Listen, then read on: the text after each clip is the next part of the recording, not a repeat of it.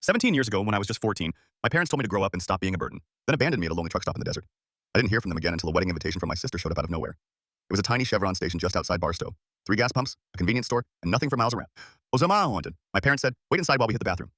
I sat there 6 hours before I realized they never planned to come back.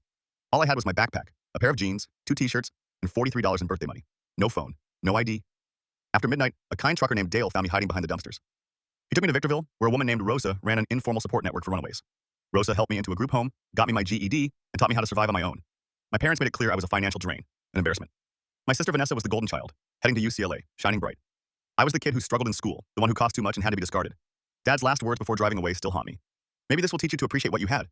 I built this life from nothing, worked construction under the table at 16, earned my GED at 17, taught myself to code at the library. By 19, I had my own apartment. By 25, I was a senior developer. And by 31, I bought a house in San Diego. I never looked back. They made their choice. Then just last month, a cream-colored envelope arrived at my door. Inside was a wedding invitation. Vanessa Marie Thompson requested the honor of my presence.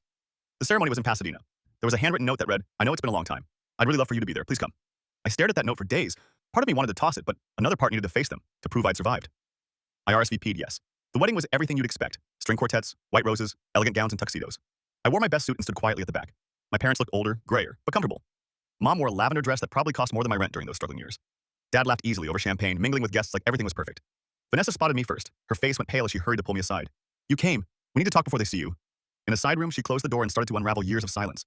I didn't know what they told you. I didn't know until I was 19. I found your backpack in the garage. Dad told me you ran away, that you were troubled, refused help. I believed them for so long. Then I found emails, plans to make it look like you left on your own. I confronted them last year. They told me you were better off. I felt nothing. Just cold emptiness. But why invite me? I asked.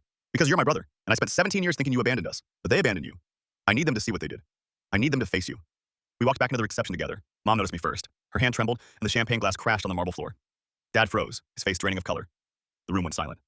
I stepped forward calmly. Hello, Mom. Dad, lovely wedding. Mom stammered. Cameron, we thought you'd stay disappeared. I finished for her. Thought wrong. Dad tried to salvage the moment. Son, we should talk privately. I shook my head. I'm not your son. Not since you dropped me at a Chevron with the $43 and told me to grow up. Vanessa stepped forward. Tell them. Tell everyone what you did. How you abandoned a 14-year-old child out here in the desert.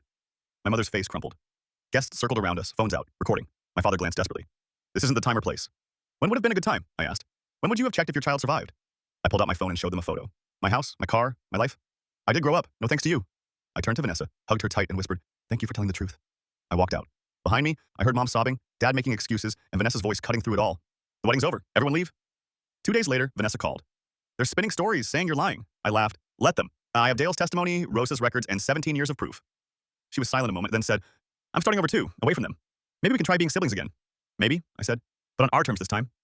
Last night, Dad texted, we need to fix this as a family.